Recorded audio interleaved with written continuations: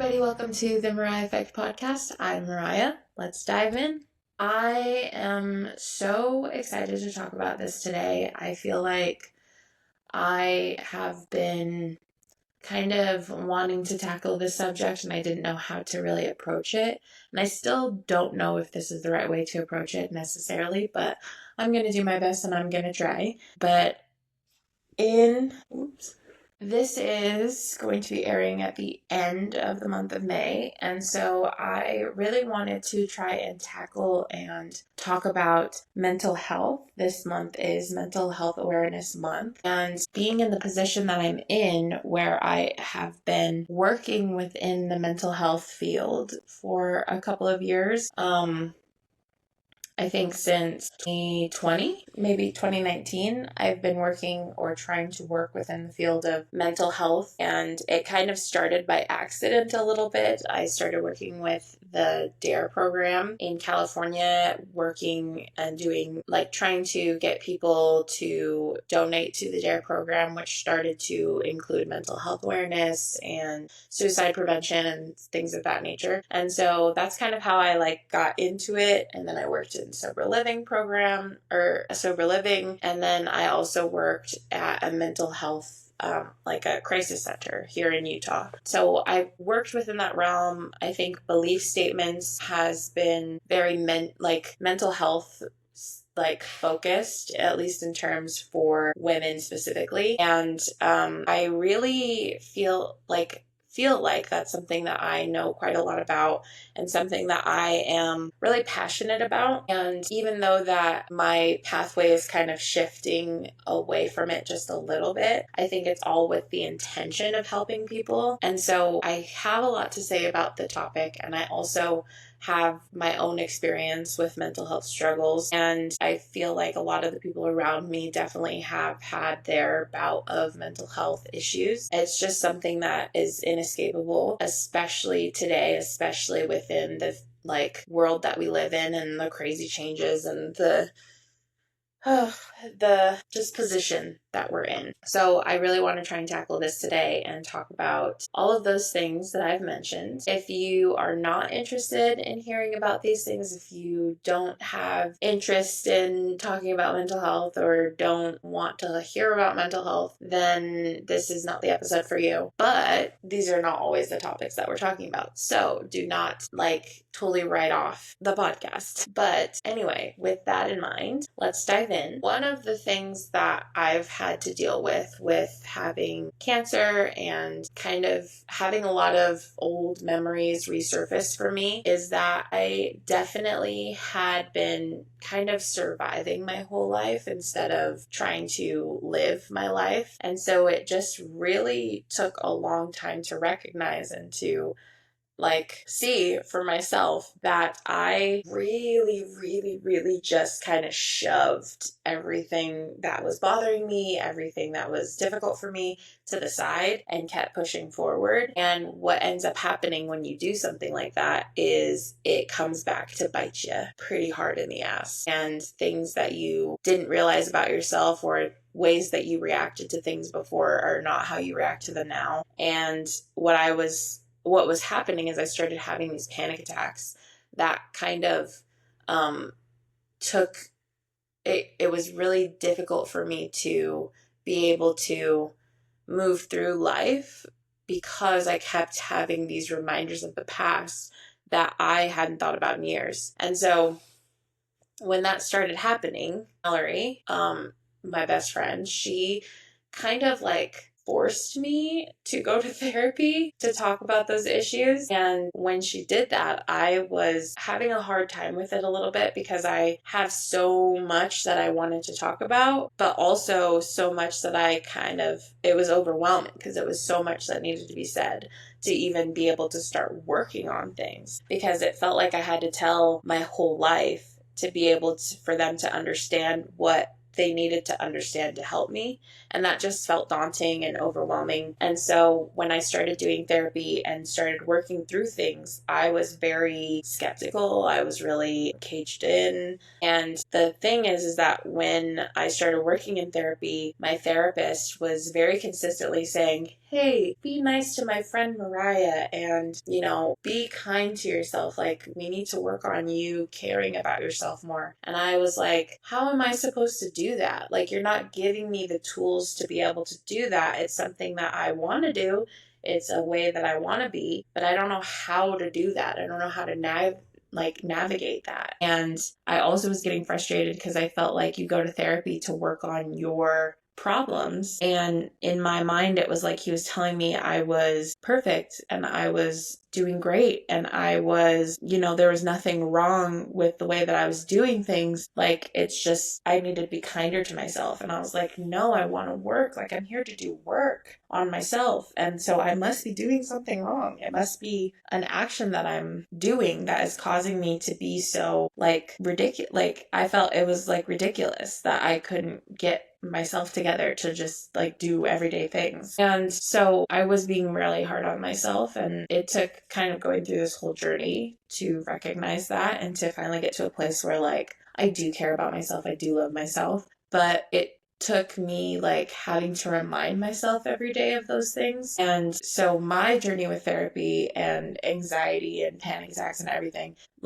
that whole thing was a result of a lot of trauma that I buried and pushed to the side. So it took a lot of work to get there, and was work in a way that I didn't think that I needed to.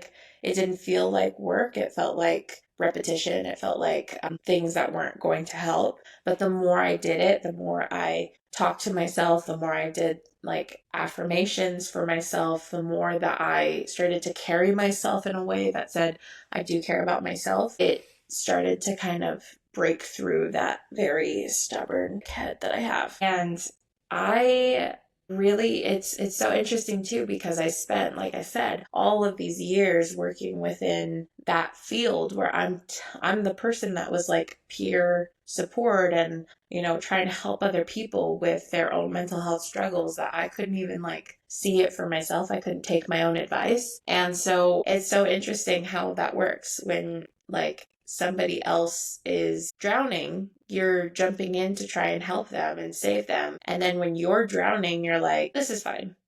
I'm okay. It is what it is. And it's just such a weird feeling. It's such a weird experience to have. But with that, I do want to dive in and talk about those different jobs, because I feel like within those different places that I worked, each one held kind of a different place within the mental health world. And I want to talk about what each of those things were doing to help, and how I feel like those things could be changed, adjusted, that sort of a thing. So when I worked with the DARE program, I feel like that was mostly just trying to get people to donate to the DARE program so that it would have more resources, so that it could go to more schools, that sort of thing. And so when I was working there, it was really hard for me to ask people for money, for sure. And when I started to get sicker, I started working in the office as HR and getting people to join up and fundraise. And when I was working there, a lot of the stuff that I was going through and talking about, most of the people that were donating and actually making a difference were people who had gone through the DARE program when they were kids and felt like it didn't work for them in terms of anti-drug. And so the spin on it to get people to actually listen was to let them know it is for mental health awareness now. It is included in, suicide prevention. And there were so many people that would stop by and be like, my brother committed suicide, or, oh, my mom, she has schizophrenia, stuff like that. And they would actually stop and listen, and then they would end up donating. And sometimes it was $5, sometimes it was $200. It was a big array of differences in how much they would donate. And it didn't really matter. I felt like every time I was able to get a donation, I felt like I was making that much of a difference. And the only thing that I had a hard time was with that job was it was commission based. And so it made it feel like that money to me, like in my brain, it felt like that money wasn't going to the DARE program after a while. It felt like it was like going to me. And I didn't like that feeling. It felt strange. It felt weird. And so it was really hard for me to do that. And so when I went into the HR, trying to get people to sign up for it, it was also difficult for me. And a little thing called COVID came in and like took me out of that job. So I had to look for something else. And kind of near the end of COVID, I was like looking at jobs and I was terrified to work in an environment that would be unsafe. Like I couldn't really convince myself to work in food anymore, which is what I did in the past. I couldn't really get the courage to work at a place where I would be doing a job that I'd never done before. Not that I had worked in sober living before, but I was like really like receptionist and things like that. Things I know how to do, but like I just didn't want to be so much around people that were out and about. And so I don't really remember how I got into it. I think I started looking for mental health programs and stuff like that. And I kind of stumbled across Casa Bella, which is where I worked. And I just submitted an application and I did I think 2 interviews or something like that for it. And everything just went really smoothly. I talked about my own relationship with people in my life that have been alcoholics, and it really just gave them a little bit more interest in me joining up. And I joined in and I started looking into becoming more certified in that field. And when I started working with the girls that were at it was kind of like a mix of mental health issues that were in the house and then addicts in the house that I worked in primarily in the beginning. And it was just so interesting because I felt like mental health was something that you had to kind of like a therapist had to be like gentle and kind and like easy and, sweet. And in the like sober living field, it's very much like, this is what you got to do. You got to do what you got to do. There's no ifs, ands, buts about it. Like, you kind of have to be a little bit more strict and a little bit more hard. And I am a very non-confrontational person. So at first it was really difficult. But after a while, it was actually really nice to just be so blunt and honest with these girls about what they needed to do and how they had to be. And I think there were a couple of times where there were just girls that had struggled with mental health their entire life and had been through like horrible, awful things. And they just were so funny. They were so interesting. They had like so many like things that they would say that just like really took me back. And I worked the overnight shift, so I didn't even get to spend that much time with any of them. I was kind of the person that was like, hey, you're late for curfew. What the heck? But it was an interesting experience. There were a lot of highs and lows that I had while I was working there. But the main thing that I struggled with was when they would be struggling, because the whole point of me working there was that I wanted to make a difference, that I wanted to help these people. And I had all the tools that were provided for me to try and help them through crisis. And I think I did a pretty good job whenever it came up. But every time it came up, I would help them through the crisis, or I would at least help them calm down to where they could go to sleep, or they could go about their day or whatever. But it was really hard because I realized and recognized that I'm so empathetic that I started to take on their struggles and everything onto myself. And there were many times when the girls would be suicidal. There was a lot of times when they were having issues with their identity. And a lot of it was kind of putting me in a position where I was like, I feel like this is the best path, but I can't tell them that because I'm not a therapist. I'm just here to listen and to kind of help them reframe into a state of being where they can go to sleep, or trying to get them to a place where they can talk about it with their therapist or with somebody who is more qualified than I was. And it just made me feel like I was just kind of a I don't know, like a friend, like a hired friend sometimes. But even that I couldn't give advice. I couldn't give like pointers on what they were supposed to do. But with a friend, I would tell a friend, like, this is what I think you should do. Or, hey, this is how I feel about you, and helping them to get back on track. I mean, there were a lot of times when somebody that was in my life was struggling with suicide, like suicidal thoughts, or really horrible, awful depression. And it just took listening to them and then giving them the ability to either come to a decision on their own or helping them to understand their value to at least me. And that giving them the little bit of like, okay, at least I have this person who thinks this way about me, and I know that they wouldn't lie to me, like getting on that train of thought. But I couldn't really even do that with these girls because our relationship was very like a structured relationship, and so I couldn't be like, well, you mean so much to me, because that's inappropriate. But like it had to be kind of like more along the lines of, let's think about some of the people in your life that are important to you. How important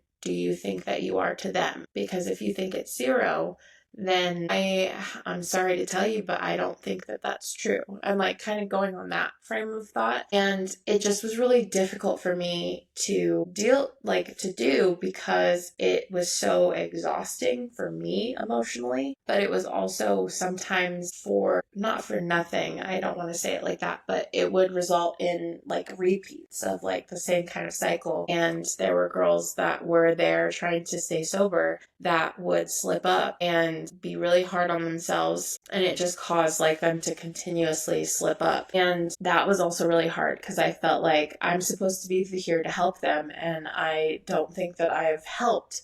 And it took me kind of going back and thinking about it, learning more things about addiction, to really come to the understanding that they were making their own choices and it had nothing to do with anybody. Like they were going to do what they were going to do no matter what, and they would have found a way. And it's also hard to think that way, but it's the same kind of idea of like suicide. If they like, I feel like when something like that happens, you continuously are like, what if I had said this to them? Or what if I had done this? Or why didn't they talk to me about this? It's like they were going to do what they were going to do. And regardless of what you said, they were certain that they were going to do that.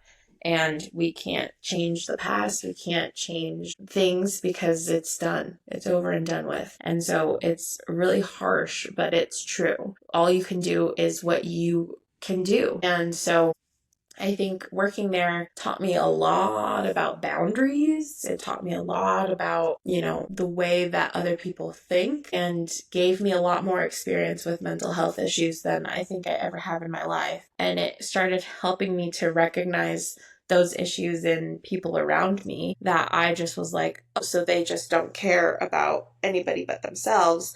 And the reality is that they have issues, like they have mental health issues that are undiagnosed, and they are not being given the tools to fix those things. And so it really helped me to find some compassion for people in my life that was not there before. And I really appreciate that from that job. There were a lot of other things that happened that like really made it hard for me to work there. One of which was this guy throwing a workout equipment thing through the window and almost hit me, and getting shoved there. Like there were so many things, but I definitely still looking back can appreciate it because it also taught me about what I want, like what I can demand from a job, and setting boundaries within the workplace as well. So it was good. And when I left there, it was not necessarily because I was like, I don't want to work at this job anymore. It was more along the lines of like I was moving, and so I had to quit. But I think it was good for me anyway. I don't think I would have left in any other situation. Like, I don't think I would have left of my own volition. My own volition? My own, I don't know. I think that's what I was trying to say. But anyway, when I moved here to Utah, I'm not in Utah right now, but when I moved to Utah, I started working with Mallory because she was working at a crisis center, which was different than the sober living, but along the same lines of like mental health issues and sometimes addicts, like kind of a bunch of different people. But the difference is that I was working with mostly women before, and now I was working with anybody. And when I was working there, I again was doing the night shift, so it wasn't a lot of interaction with people, but I was working at this facility that had people that stayed for more than one night but less than 7 days. And so they were very temporary. It always changed, it always shifted, and I had to do these rounds, which I did at the sober living place, but I had to do these rounds where I'd walk around and make sure that they were sleeping, make sure they were doing what they needed to, or staying in their room, that they were okay, that they were safe. And that job was interesting because I feel like it was such a different array of people, and there were people that would just not stay asleep. I feel like at the sober living, it was very rare when people would get up in the middle of the night, but at this crisis center, people would get up in the middle of the night all the time. Like it was rare for nobody to get up in the middle of the night, and they would want like a snack. We would get them a snack. They would want to talk. Like there was one person that just would not stop talking to me even though they needed to go to sleep, and it was a lot. The thing that I enjoyed about working there is I learned so much about ways to handle people going through a crisis and ways to help them with reframing their situation or utilizing the tools that they're being given, the resources that they were being given. And it really helped me with recognizing better ways to handle crisis, like even within my own life. And I really, really appreciate that from the job because there's just constantly things happening in my life that are a crisis. And it was really helpful. And it was a good job for me to have while I was going through like the beginnings of chemotherapy, because it's a job that was really not very strenuous. It's like very laid back, and it gave me a chance to continue working, utilizing really good healthcare and being able to focus on things that weren't about me, which was really good in the beginning because I was really struggling with the reality that I had been diagnosed with leukemia. So it gave me a good distraction, I should say. And it was really helpful because I felt that emotionally I was able to focus on that and I didn't have to focus on my own things. And that at the time felt really good. So I really appreciated that job. And it also kind of set me on the path of wanting to get into social work. I mean, I started going to school and everything. And I was really dead set on doing that. I thought that that was the right path. And it didn't end up being that way, but it got me to, like, that coupled with getting cancer, got me to actually think about, like, what do I want to do? Like, who do I want to be within this world? And how can I best help people? And the hardest part about that job was kind of similar to the sober living in that there were people that would come back every, like, 2 weeks. There would be people that would be there constantly, and it just felt like, how in the world can I feel like we're making any sort of difference if there's these people that just keep coming back and are not, getting any better? It just made me super sad, and it made it really hard for me to believe in these tactics, I guess you could call it, that we were using, these tools that we were trying to give to them. It just made me feel so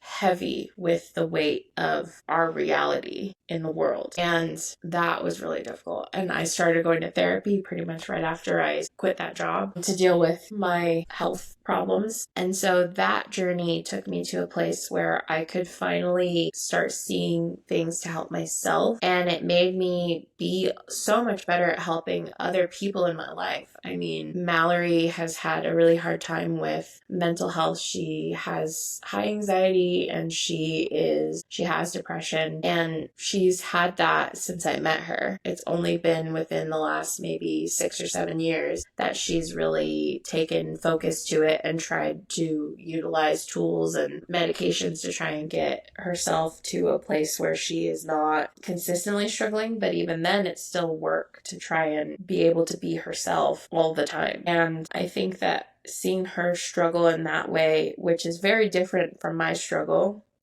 Mine is just a little bit more environmentally based, and hers is a little bit more chemically based. I don't know, autonomy based. Like, it's more about like her natural brain, and mine's more about what things did to my brain.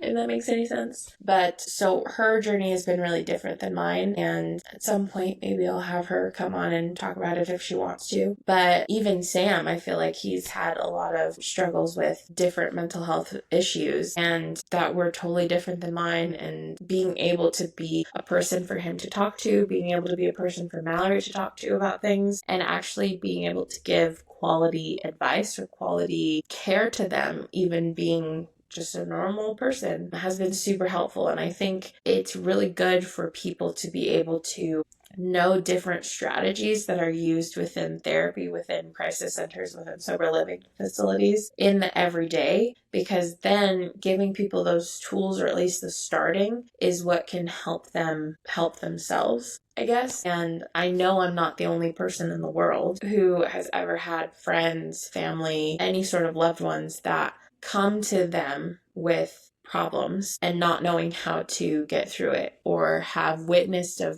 family member going through a crisis like a panic attack or a meltdown or anything of that nature, and not knowing how to help them. And one of the things that I've always been really passionate about is suicide prevention. And I think that just being more knowledgeable in those tools and those ways to help other people is enough that we can kind of reframe people's mindset or help people to get back on track. And all of that is to still say that, like, people are in places that they can't get out of, like situations, whether it's like economically struggling or physically struggling, people who are dealing with like physical illnesses or autoimmune diseases. Like, it is hard to focus on mental health when you have so many other things that are contributing to your declining mental health.